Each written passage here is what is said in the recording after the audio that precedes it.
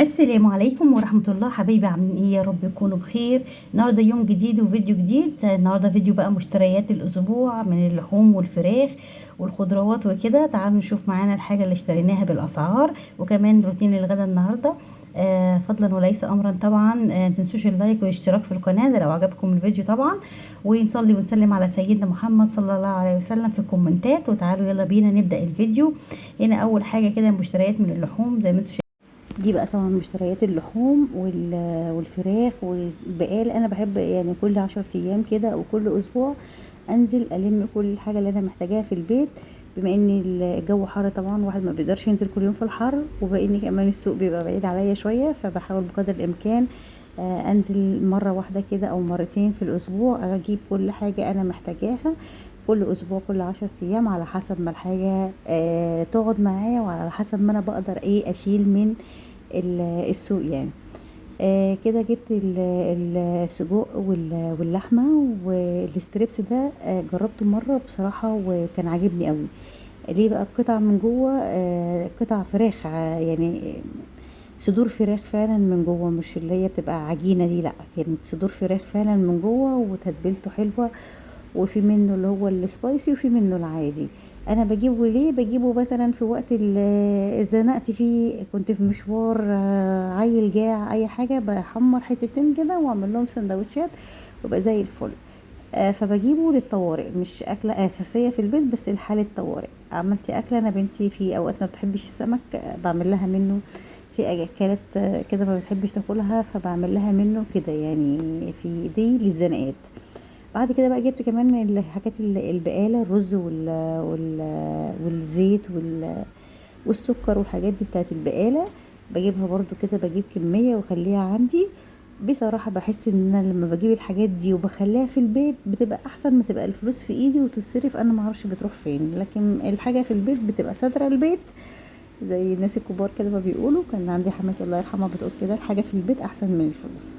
بحب اجيبها واخليها بصراحه، بالذات الحاجات اللي هي ممكن تقعد يعني زي الرز والمكرونه والزيت والحاجات دي ما بيحصل لهاش حاجه، ممكن تقعد. كمان بحب اجيب الخضار ده برضه اجيبه، بس طبعا الخضار انتوا عارفين ملهوش روح يقعد كتير، فهو كبيره اسبوع يعني بجيبه على قد الاسبوع. كمان البطاطس بقى والبصل دول معانا ممكن يقعدوا كتير، فبحب اجيبهم كميه كده واسيبهم في قلب البيت برضه ما بيخسروش. من ضمن المشتريات كمان اللي انا جبتها اللي هو مزيل العرق ده. بصوا الحاجة اللي ببقى محتاجاها والاقيها قدامي وانا في السوق بالذات بنزل اجيبها على طول. هنا بقى كمان دي الفراخ كنت جايباها. وقلت بقى ايه انقعها برضو عشان خاطر ايه لما نيجي نشيلها في التلاجة في الفريزر تبقى ايه نضيفة كده، وعلى طول يعني لما نيجي نطلعها تطلع على طول ايه على العمايل، ما نحتاجش ان احنا ننقعها ونغسلها تاني. فاول ما بتيجي كده بروح منضفاها كويس وعامله لها المحلول النقع بتاعها، نزلته قبل كده على القناه اللي هو بيبقى ملح وسكر وليمون. ولو ورق لورا ممكن تحطي حبهان تحطي، بس هو الاساس يعني اللي هو ايه تحطي الملح والسكر والليمون وتنقعيها في قلب الميه بعد طبعا ما تكوني غسلاها كويس من الدم ومن اي زفره موجوده فيه. زي ما انتم شايفين كده هسيبها منقوعه بقى شويه، بعد كده ايه هروح مصفياها وشطفاها تاني واروح شايلاها في الايه في الاكياس واحطها في الفريزر. كمان كنت في اليوم ده جبت سمك، قلت بقى ايه بما ان اليوم راح كده في السوق فهجيب سمك بقى ايه اعمله ايه على طول. ففعلا نضفت السمك، كان هو الراجل منضفولي يعني، بس غسلته تاني برضو ونقعته، بنقعه في نفس المحلول ما بيعملش اي زفاره خالص في السمك. لما تيجي تقلي السمك كده ما تحسيش فيه زفاره فيه.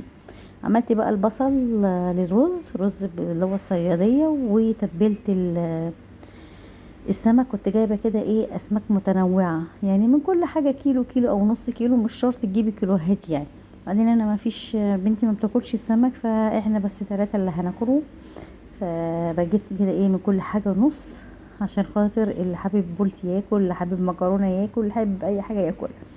حطيت كده البصل وحمرته، وبعدين ايه نزلت عليه بطماطميه كده وقرن فلفل، بيبقى طعمه حلو قوي، بتدي طعم للرز كده ايه جميل.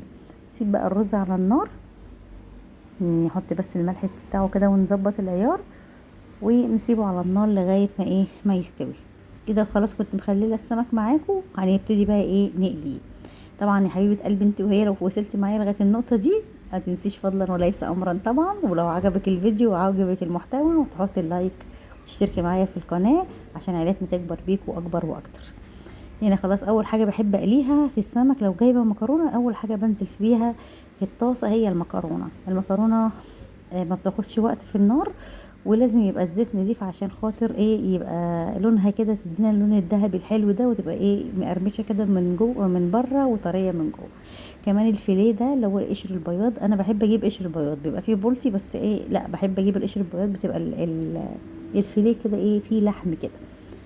ومش عارفه في ناس كتيره بتقول بيبقى فيه شوك، بس انا بصراحه ما شفتش الشوك في قلب اللحم بتاعه، يعني اللحم بتاعه ابيض وجميل كده زي البانيه بالظبط، يعني بحس ان هو ايه قريب من البانيه.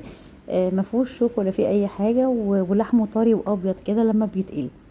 بتبله كده اهو زي ما انتم شايفينه في الدقيق، وهقليه برده بعد ما قليت ايه المكرونه.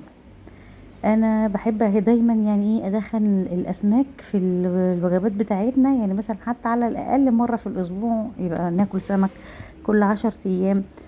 بس يعني ما بغيبهوش كتير، انه عارفين طبعا ان السمك بيبقى مفيد ووجبه حلوه وخفيفه وكلها ايه فوائد يعني، والواحد بيحاول بقدر الامكان يبعد عن الفراخ. ان الفراخ بيبقى فيه ناس الا ما رحم ربي يعني بيحقنوها وهرمونات وكلام من ده. بس بحاول بقدر الامكان ان انا ابعد عنها، بس طبعا بنضطر نجيبها عشان خاطر الولاد بتبقى حباها، اللحمه بتاعتها بيبقوا حابينها اكتر من اللحوم الحمراء وكده. في ناس دلوقتي اتجهت ان هي تعمل، في ناس كتيرة اتجهت ان هي دلوقتي يعني لو عندها مكان متوفر بتربي الفراخ في البيت، بتبقى حاجة اضمن واحسن يعني. طبعا لو الواحد عنده مكان متوفر كان زمان هو رباها في البيت، بس طبعا مفيش بما اننا في المدينة وكده. لكن في الناس بقى اللي هي في القرى وكده بيبقى عندهم اماكن متاحة ان هم يربوا فيها الدواجن دي. فربنا بقى كده ايه يتولانا برحمته، ونلاقي حد بيكون بيربي وممكن بيكون بيبيع او حاجة نشتري منه يكون احسن وافضل يعني.